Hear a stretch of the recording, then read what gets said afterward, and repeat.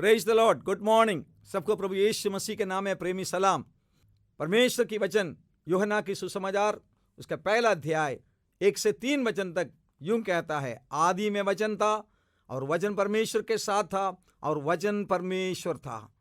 यही आदि में परमेश्वर के साथ था। सब कुछ उसी के द्वारा उत्पन्न हुआ और जो कुछ उत्पन्न हुआ है उसमें से कोई भी वस्तु उसके बिना उत्पन्न नहीं हुआ।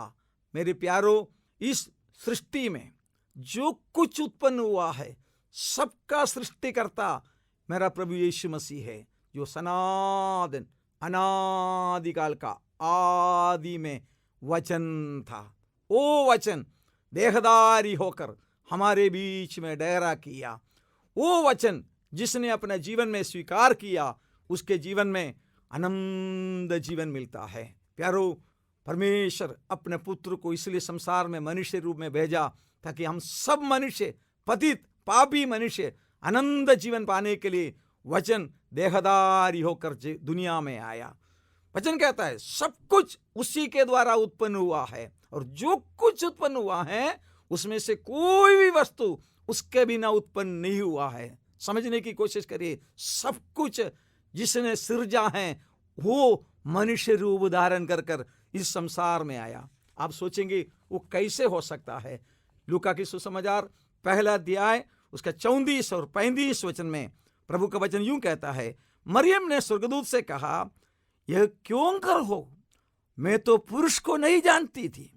स्वर्गदूत ने उसको उत्तर दिया कि पवित्र आत्मा तुझ पर उतरेगी और परम प्रधान का सामर्थ्य तुझ पर छाया करेगी, इसलिए वह पवित्र जो उत्पन्न होने वाला है परमेश्वर का पुत्र कहलाएगा। कौन कहलाएगा? परमेश्वर का पुत्र।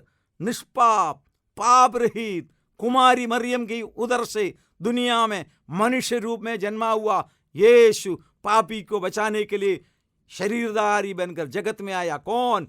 आदि में वचन था, वचन परमेश्वर के साथ था, वचन देहधारी होकर मनुष्यों के बीच में आया। हो, कितना महान परमेश्वर। वचन कहता है जो कुछ उत्पन्न हुआ सबका सृष्टिकर्ता प्रभु यीशु मुझे बचाने के लिए, आपको बचाने के लिए मनुष्य रूप बनकर आया। वो प्रभु को अपना मन दे दिए। प्यारे प्रभु जी, हम आपका धन्यवाद करते हैं आपके वचन के लिए। आप स्वर्ग की महिमा को छोड़कर इस धरती पर मनुष्य रूप में हमारे लिए अवतार किया गया है। उस भेद मेरा भाई बहन जो सुन रहा है उसके जीवन में प्रभु की पहचान दे, सबको आशीष दे। यीशु मसीह के नाम से हम मांगते हैं, आमीन। Thank you. प्रभु आपको आशीष दे।